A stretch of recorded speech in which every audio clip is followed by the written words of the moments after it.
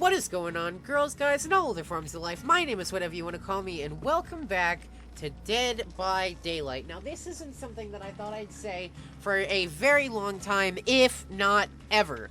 I wasn't sure if I was going to completely abandon this game, or if I was just, taking a break from it, but at this point, I don't know. It's to the point where I don't have any fun playing it on recording, because, games don't go ideally. And that's not really my fault, or it's not really the game's fault. I guess it's more my fault. But at the same time, I'd rather not get into what's wrong with the game, and instead we're going to take a huge back step, and we're going to take a look at what this game once was. So, we're going to be taking a look at some of the prototype builds for this game. And the very last video we're going to be taking a look at is a video that I made myself last year, very recently with the newest update. So, without further ado, let's get into Dead by Daylight, the prototype build. So this was, as I said, like a long time ago, and it shows our first network version of the game when we had it up and running. We had an offline version even before this, and in the 6 months building up to this, where we had 1v1, and then we had a version which had multiple. So this kind of reminds me of the old Survivor walking animations, which is, I guess, what it's supposed to be. Yeah. Okay. I'm good. I got it. First time we were ever really running around and exploring the different types of levels and shapes that we might want to consider doing. You'll see there's a couple of different ones in here. Again, you can see the first idea of the killer. You can see that. Alright, so this is supposed to be the grass that you can hide in. Back in the day, the grass was a lot taller than it is now, and it was a lot thicker, so it was easier for you to hide in. But I guess this, in the early prototype, they didn't program, the blades of grass. Instead, they had, little rectangles coming out of the ground, because, it was a prototype build. Moving on. First. Even the stain on the front of the killer. Yep, the red stain. We used. All right, so that right there is what a generator used to look like.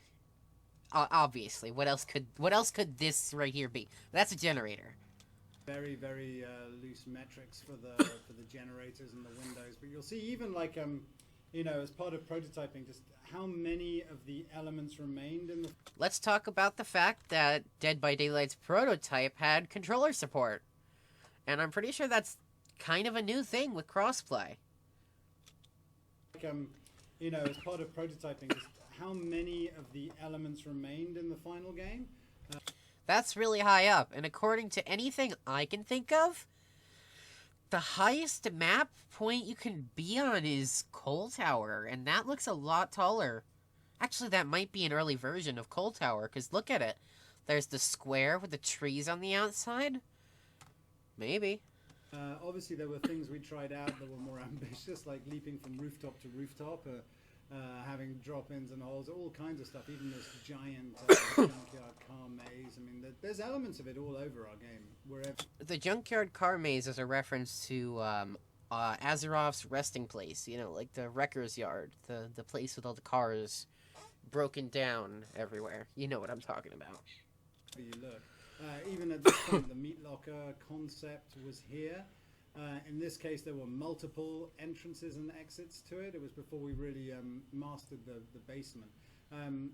We even tried out some early iterations on VR, which is something that's cool and we'd love to be able to return to at some point.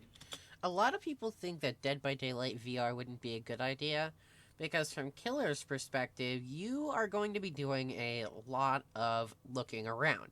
And from a survivor's perspective, one of the main strategies in the game is to spin, in a circle to confuse the killer, to get them off of your trail, or if they're a ranged killer, to make them miss their attack, like the Huntress. You spin left or right.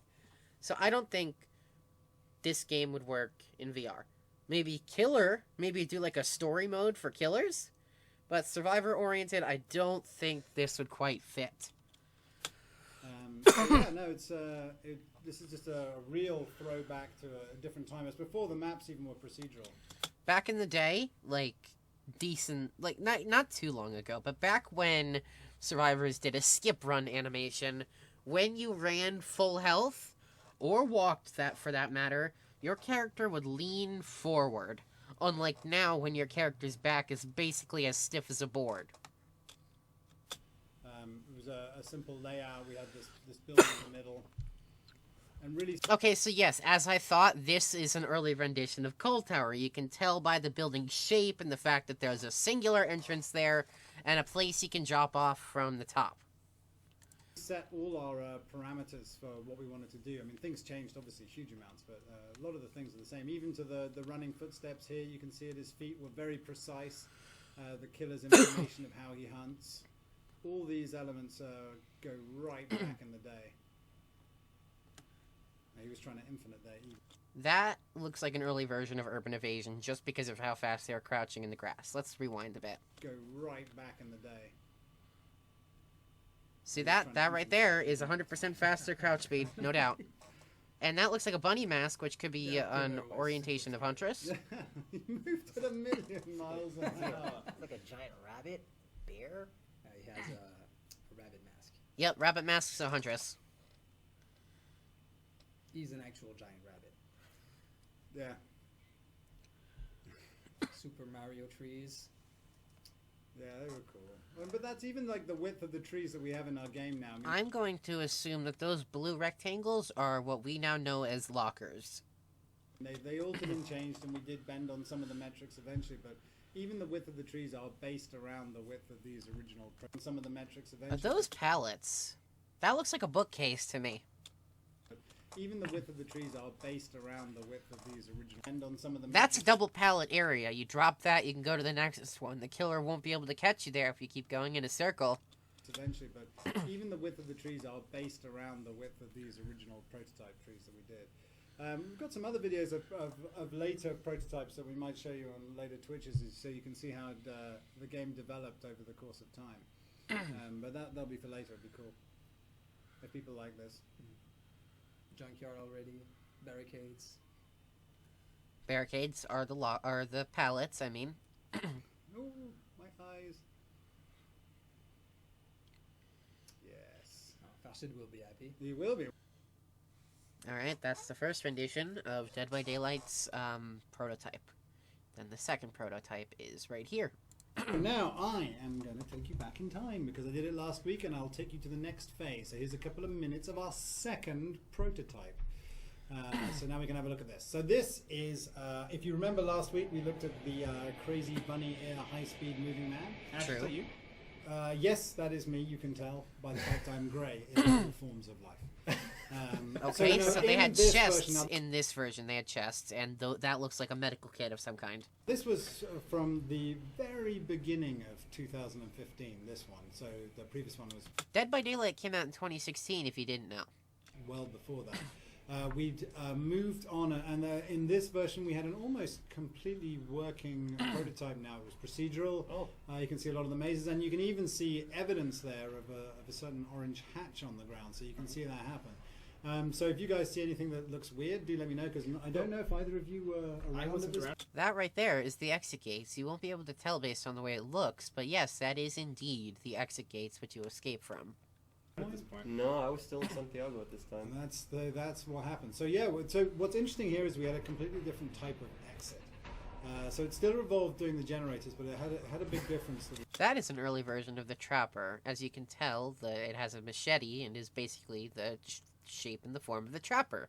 The Trapper does in fact have a costume where he does have a gas mask, so I guess that's a throwback to his original design. That's right. There is our killer. This one had a gas mask. It was a new take on the same thing. I like that pose too. Yeah, he's particularly good with his weapon. But that's that whole first-person, third-person thing. We didn't worry too much about it at this point. We were just focused on gameplay. So we were trying out the whole procedural tile system. We had crows, we had keys, we had items that were distributed around. Go, ask questions. Now, what are those two footprints that are on him? Did someone kick him really hard on the ass? So this was the first definition of being able to see where the survivors ran. So When he says where the survivors ran, we now know that as scratch marks. Instead of scratch marks, the survivors had little red footmarks on their body, and the killer could see those footmarks through walls. Kind of like if a killer has the perk Spies from the Shadows, they get notifications from crows. Except this was all the time if you were in the killer's terror radius at that time. It was actually, at the time, it was a 100% accurate location of where they were. And the game ran much faster as a result. So the survivors were faster, the killer was faster, and he got 100% location of where you were. So if you were running on the other side of a wall, he knew exactly where we were. After we prototyped that for enough time, so that was to give you the feedback that you were making noise because you were running. There's a hatch. Go, escape out the hatch. It's not going to make it. Yeah, yes, because I'm playing. With the newest version of the hatch that recently came out, you now have this exact animation. There's no circle, there's no skill checks. You do have to fill a bar to open the escape hatch. Oh.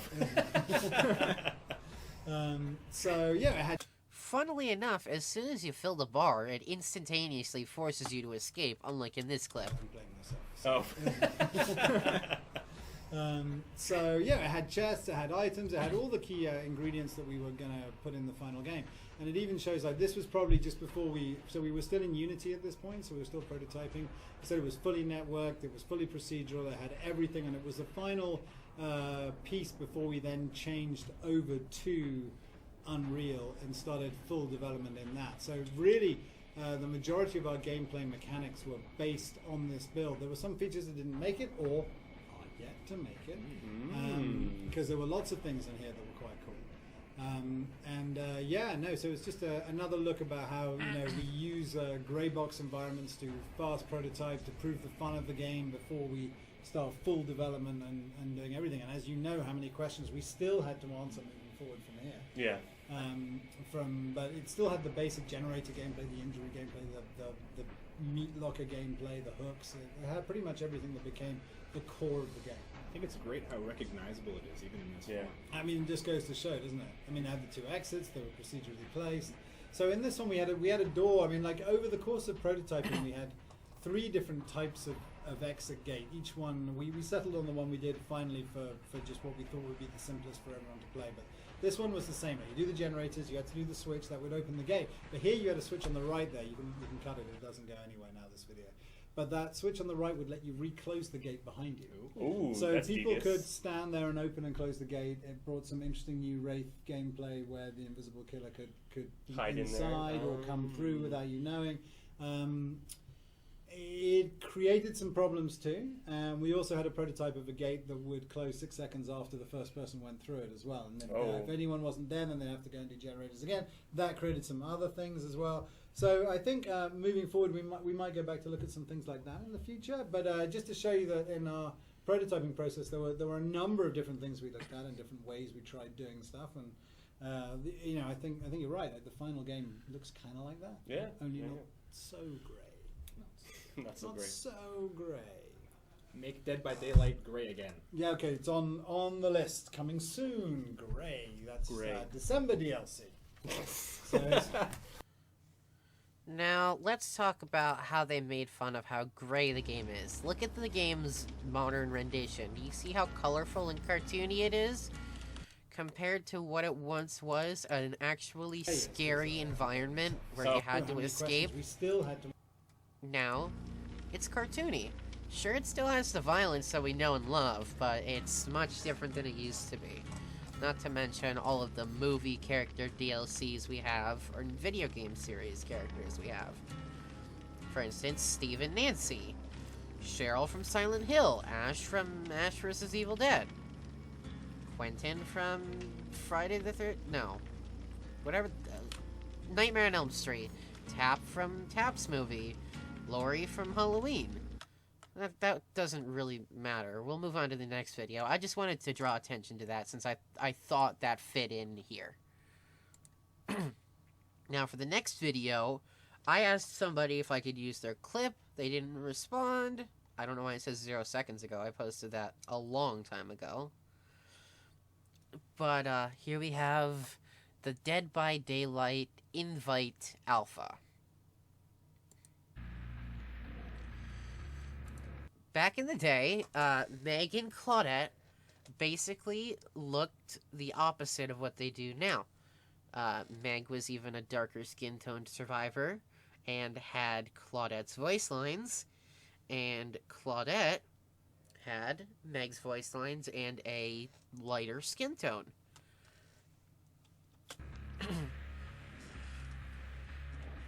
Also, I just noticed Jake is one of the only survivors, I'm guessing, that stuck with their original appearance as the game progressed.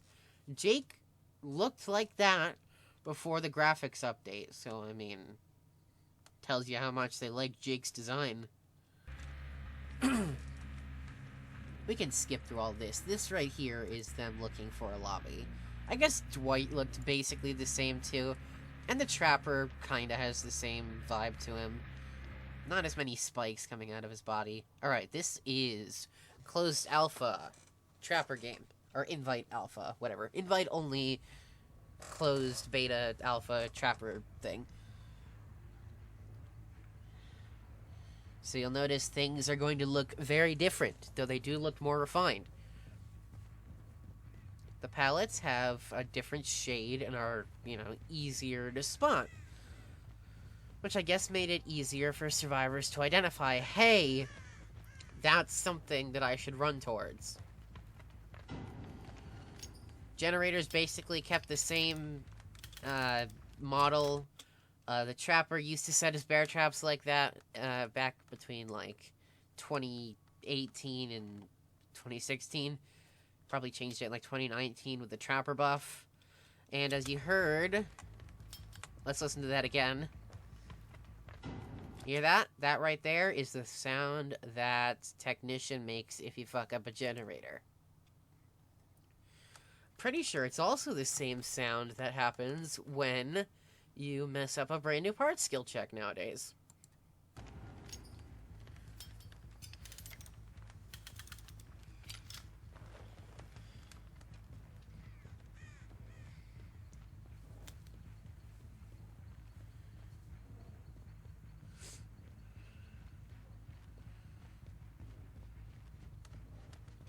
Notice how much louder the generators are, how much farther you can hear them from.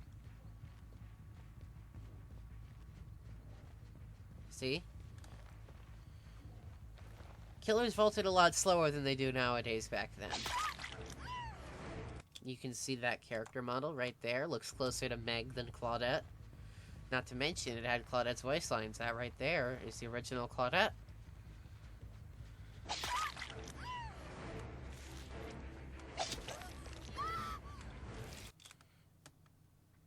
So, let's talk about that as well. Apparently, when survivors were downed, instead of having some sort of midlife crisis like they do nowadays, it sounds the exact same as when they're injured or hit on the hook, instead of, what they sound like when they go down. You can tell it's the same sound effect. Let's go back. See? And then... same sound effect. There's that explosion again. There's an explosion again. Guess survivors legit had no idea what the fuck they're doing.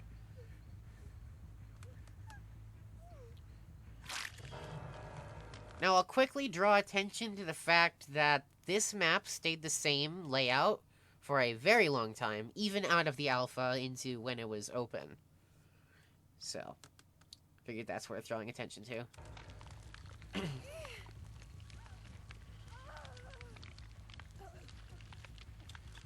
Face camping before the game became open to play. Guess it was an issue back then, too. We can skip past this. She kills herself.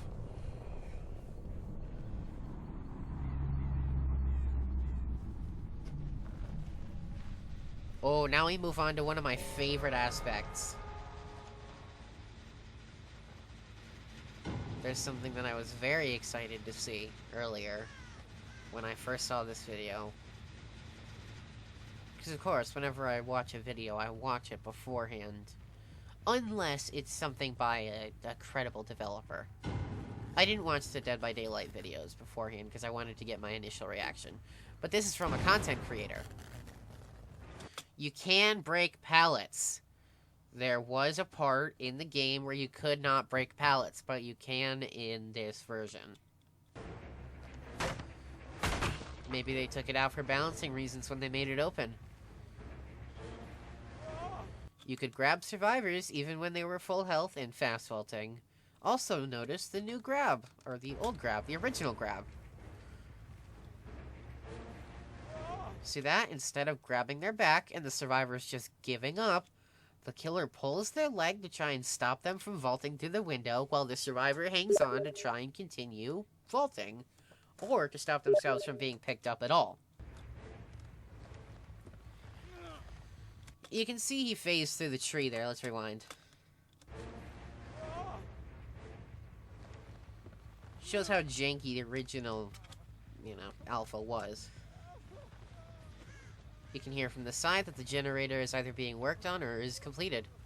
It's not completed because I see number 5, but it has a lot of progress on it. Good for them.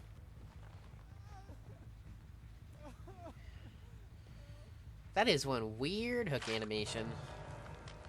And there's no scream. Apparently Claudette's the only survivor with a scream. And Jake kills himself because face camping was an issue then. And this, I'm not sure if was lag or was an early version of sprint throwers, which caused them to, be very far away from the killer. One or the other, I'm not sure, don't ask me.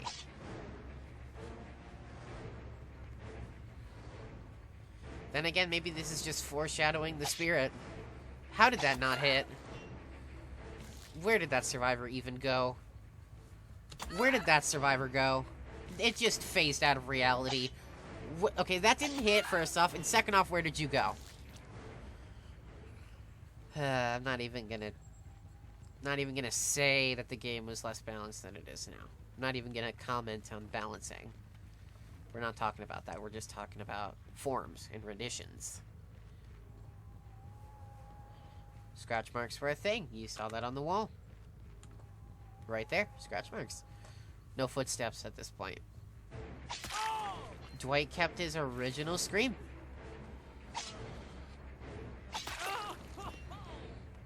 Back in this version of the game, instead of the arms waving, they would go straight down, pretty much like they do now.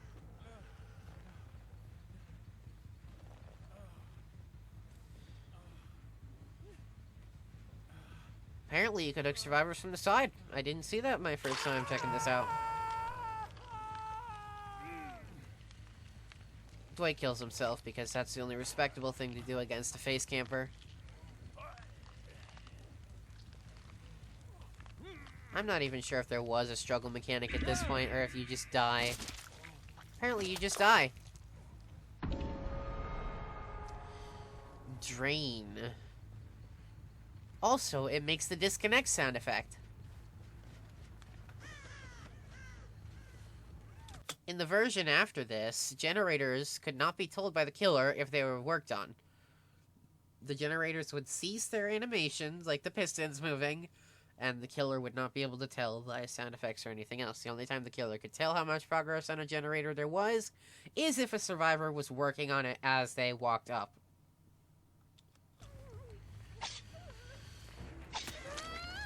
Urban evading P3 Claudette in 2018.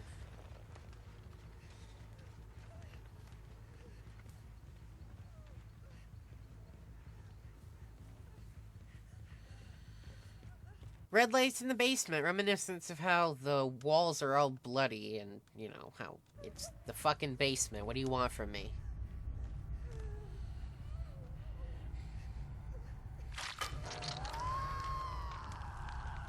You can even tell that that survivor right there looks more like Meg or Fang Min as opposed to Claudette, which is when they initially switched up their voice lines, as I said.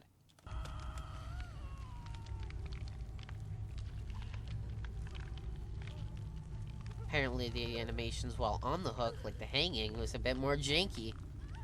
I'm guessing hook spamming was not a thing at this point.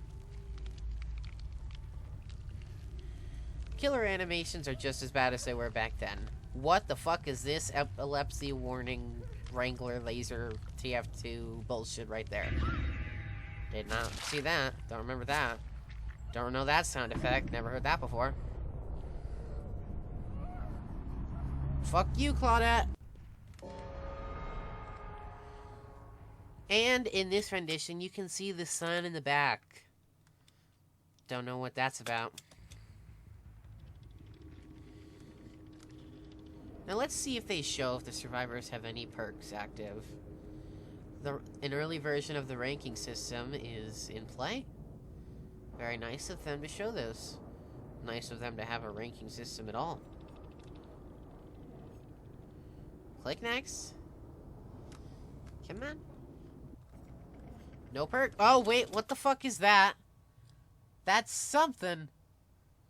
Okay, so that's probably the sprint burst. The thing that I was like, what the fuck is that? The thing that I originally thought was lag. Oh, and let's also pay attention to how the rank 4 picture was not red or any other color. It was the same gray as rank 20. But for killer, rank 18 is more of a yellow, like it is nowadays. Oh, and let's also talk about how the points were not ranked from most to least. That person had 4,000 but was second. That person had 1,000 and was last. Glad they put this into a fix. Let's move on. The fuck was that? Yes! Let's take a look at the character portraits. That was the original Meg Thomas. Let's take a look at that. That right there is Claudette's model with Meg Thomas, and that right there is the Meg Thomas model with the name Claudette at the time. As you can tell, you are allowed to run 1, 2, 3, 4, 5 perks with 1 item. And you can tell from this look, it looks closer to a Nia. But it says Claudette, and it was originally Meg, so it's like a jumble of things that came to fruition at some point.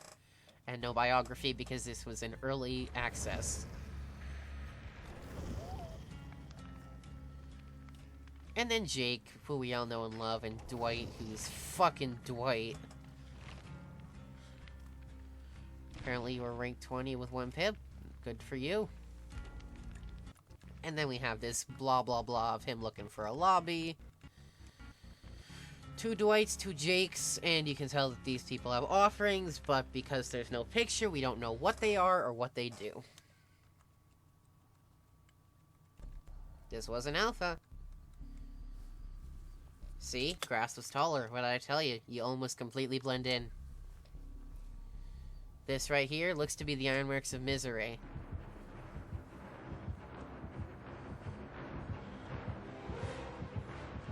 Right here, look at this vault. This was what I said I was excited to look at. First thing to notice, fast vault. Even though you didn't come head on, you came from an angle. Let's take a look. That's an angle. Second thing to notice is, there was no vault noise, meaning you had infinite quick and quiet by the sound of it. Not only did you have infinite fast vaults, but you had infinite quick and quiet. Pallets made the same sound effect. Guessing you could vault them just as you do now. But unfortunately, he does not vault a pallet yet. Latency issues is still a thing. You get hit through pallets just as easy as you do now. As you can tell from that running animation, you switch arms. Because in the modern rendition of the game, you're holding your stomach with your waving arm, and you're holding your items with your arm that's clutching your stomach. The skip running was changed out with the most recent graphics update, so it's pretty much the same. This is another survivor. This is the survivor's perspective of that grab animation we talked about earlier, where the survivor is struggling to continue to try to go through, hanging on for dear life. But the killer's just too darn strong. You didn't get a wiggle bar, so you couldn't tell what your percentage was.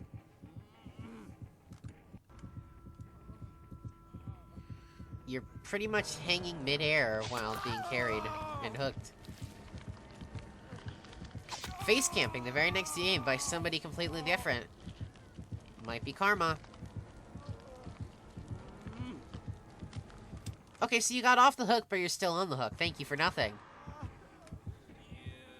It's something I want to talk about, is I prefer this jumping off of the hook animation to what we have now. It looks more natural. Let's take a look.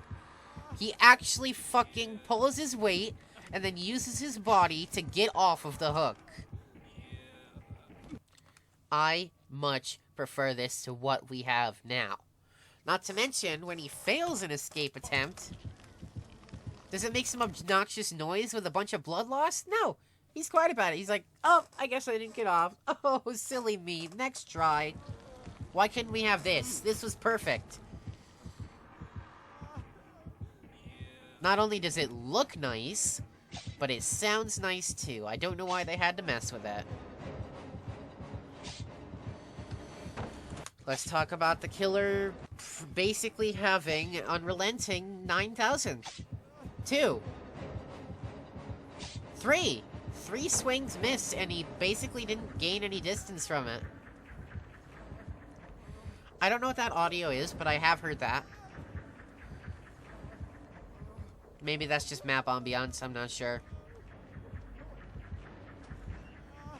Now, this was as far as I watched the video. I didn't see past this point. Here goes the trapper. Well, shit, dude. Oh, okay. Alright, so that's pretty much the same thing, except, you know, he puts you onto the ground. It's pretty much the same locker grab animation.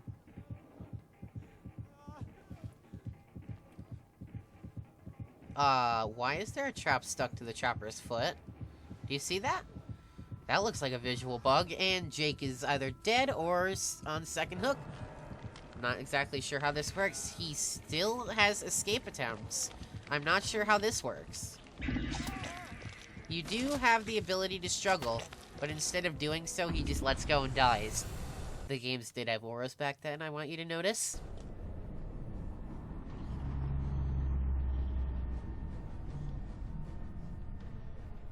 And apparently, your camera follows the survivor as they fly upwards into the sky while being sacrificed. Now let's see if this guy had any perks unlocked. I'm pretty sure he didn't, but let's check out his team. He didn't check out his team. He pipped somehow. Don't know how. Cool. And that's what Steam looked like back in its heyday. Heyday, what the fuck am I talking about?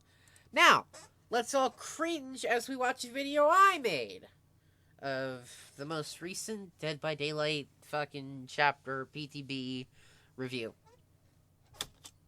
What is going on, girls, guys, and all other forms of life? My name is whatever you want to call me, and welcome to nothing. Am I allowed to critique my own video? Because I have a lot of critiques already. I'll try and stay quiet, but if anything is, like, overwhelming, then I'll just fucking say it. Yet. Because I'm gonna start out, and I'm gonna tell you, I had no damn clue that this PTB was out yet. I had no idea, so let's just skip all this. I had no idea, so I'm probably sitting here biding my time, eating my ass out. I had no idea. Here's the opening cutscene. I guess that sequence. I skipped the cutscene, didn't I? Okay, so it's the same damn thing from before. There was no new opening. Okay, so there was no new opening. If you can tell in this video. I don't know. Blah, blah, blah. Shut up, me. I talk way too much. No new opening cinematic. No new openings. We get it, okay? PTB changes. How about we go into the survivor and the killer? Whoa, holy shit. Now this was when the character models got changed. I mean, it's more realistic, but I absolutely hate it. True, more realistic, and I don't like it. I hate that too. I actually have grown to like the Meg cosmetic a lot more than I did before. I like how her hair is more blatantly red. Oh, David's looks much better. Wait. David's does look much better. If you guys want to go back and look at it, I'm sure you can find a picture online. The new survivor. Oh my god, it's Guy Fury! What the? I probably came up with this joke beforehand, but I said it, like, as if I was surprised, when I most likely wasn't. What the hell is Guy Fury from Diners, Drive-Ins, and Dives, or whatever? I probably mispronounced the title. Whatever that stupid show is. What the fuck is the name of that show? This is the part where I look up something that has nothing to do with the video at hand.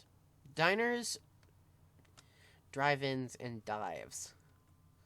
Now we go over the perks. Well, okay, let's see. Overcome. Overcome. You've calculated how much energy you can risk to expend. When you are injured, you retain the movement speed bonus for 2 seconds longer. Overcome causes the exhausted status effect. That's an exhaustion perk? This sounds like a perk called Veteran from a game called Identity V, which was made by the same creators as Dead by Daylight. Veteran also increased the bonus by 2 seconds, but there was no cooldown by it. Every time you got injured from healthy to injured, you got the 2-second bonus. So I don't know why they made an exhaustion perk in this game. Make it have a cooldown. Doesn't need to be an exhaustion perk. I mean, that just seems kind of shit. Exactly. I mean, it does. I'm sorry to tell you, but that just seems kind of garbage. It is? Like, Sprint Burst is better than that. Like, I get it. It's like, everybody knows the movement speed bonus you get from being injured. You speed up. Yes. But only for 2 seconds? That's decent. So instead of, like, the 2 seconds, like recuperation period of like, oh god, I just got my ass torn open. But the fact that you get exhausted. I need to cut down on swearing. It's honestly becoming a problem. From it. I don't know, maybe make it so that they're broken. I think I'd honestly prefer the broken status effect than the exhausted status effect for a perk like that. Broken status effect would probably be a bit overpowered from the killer's perspective. Maybe, as I said before, make it have a cooldown like, not Windows of Opportunity. Make it have a cooldown like Dance With Me. 60 seconds. And that looks a lot like one of the Identity V things. It's like the Identity V version of Hope. Increases your movement speed by 5% for 100 seconds.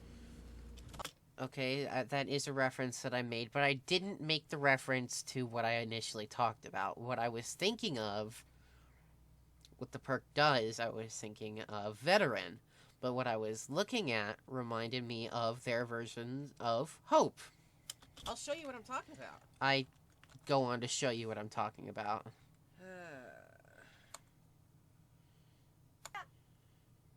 And you see that? Yeah, this right here. Copyright infringement! Damn thing. Alright, corrective action. You quickly analyze the problem. Everybody's been calling it corrective measures, so maybe the perk got a name change. I don't know, and I don't care. This was the PTV. Sue me. And work... And, oh god, you quickly analyze problems and correct others' work when they make a mistake. You start the trial with 1 token. And gain a token up to a maximum of 5 for every great skill check. When a survivor fails a skill check while cooperating, 1 token is consumed, and the failed skill check becomes a good skill check. This is a perk! These are perks that I've made! This is a perk that I made. I released a fan art, and the perk was called Nope, and that's exactly how it worked. Except it was more like distortion. You start the trial with 3 tokens, and you can't gain any more, so it's like you have a period of you have a safety net. But it's not like a safety net of I can screw up every time. It's a safety net of I'm okay if I mess up on accident, but I have to try. It was called Nope, and that's exactly what it did. You started with 3 tokens, you couldn't gain any more, and each time you messed up a skill check for one of those 3 tokens, it would count as a good skill check instead. So this was a perk. I'm not going to say the devs stole it from me because I posted it on my fucking Steam page. No dev looks at a random kid's Steam page. But I did come up with this idea years ago. Long before I bet Jonah Vasquez was even introduced into existence. Like, I made perks like this. This is like urban avoidance. This is Nope. Like, exactly, I just said, Nope. Exactly, that's what it was called. It was called Nope. Like, these are perks that I've been thinking about in my head, and it's like, if only I had said something online about it, then I could be like, oh, hey, I had this idea before, you pay me royalties. I just said that I wouldn't do that. It's not like the developers would have taken the time to be like, hey, that's a good idea. They wouldn't do that. That's just not how big game devs work. This is fucking 40 minutes long. We're not gonna do this. We're just gonna look at it. But I didn't. I've got a fucking folder over here of like 20 of them. See, that is absolutely insane. That's unbreakable for killers. Advantage. Everybody knows this. What I wanted to focus on was the survivor gameplay. What the fuck is that?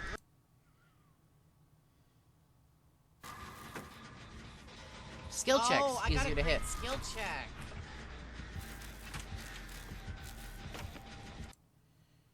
Let's see if we can get a vault. Like it works, but it's considered a mean build. Or like bamboozle nerves. Come on, man, show me a vault animation. But at the same time, it's the right, thank you. Thing that was gonna be able to hurt. There we go. I don't know. Right there. You vault through the window and you make a noise. It's not a guaranteed fast vault, but if you run at it head on, like I did, look, head on, you get the vault. It sounded like a different audio view. Maybe it's just sends like what, you know, open. And then there's the fall damage. Overcome right there. Okay, so apparently overcome works as you're going over obstacles like pallets, because it kept the movement speed. More depth, a little bit more. You know, maybe that's why they released the PTB today. And then here we have the killer. We're just gonna give a basic overview. Come on. Okay, her vault doesn't suck. It's not that slow. Okay, I said her vault doesn't suck that much. It's not that slow. It's the same vault speed. The only way to increase it was with a perk. The wrong tech. Here, I want to talk about increase the lunge distance. Not just a regular with a decrease in recuperation. I'm telling you right here, I'm pretty sure I hit her through a pallet. Do you want a DC for me too, big boy? I don't know, I called her boy, it's a girl. Oh, you're playing around the pallet. She is. You are pallet playing. She is pallet playing, thank you for noticing. Maybe show it to me. Oh, blood. Will you catch her already, dude? Oh, blood loss. Right there, I hit her around the corner. Maybe show it to me. Oh, blood loss. It's getting fucked. And the cooldown was slower. I'm close to the window, dude. Now watch me. No, never mind. This wasn't the clip. There was a clip where I hit her through a pallet. That right there. You see that lunge distance? That was absolutely fucked, dude. Absolutely fucked. Exactly. That's what I said. Please unhook them. I'm not even. Now, they didn't mention it, but Moris back in the day were only either, you know, upon first down, or you had to hook them first. But the way Moris work now is you have to hook them twice. You can only Mori people when they are in the second stage, is what they call it. The second hook stage. The dead on hook. You can only Mori them when they are dead on hook. Now, that's basically all I wanted to show you from these videos. I wanted to show you what this game once was compared to what it is now, and it's up to you to draw your own conclusions. I just wanted to make an analysis and notice things that are different and notice things that are the same, and share some of my useless knowledge with the world. That's what I'm gonna call it. I'm gonna call it right here. This is the end of the video. That was all. I showed you the videos, I made my points, I explained things that I thought needed to be explained, and I even explained a few things that didn't need to be explained that I just thought were worth talking about. Now, with that all out of the way, thank you guys so much for watching. I don't know if I'm ever going to record this game solo forever. I might not.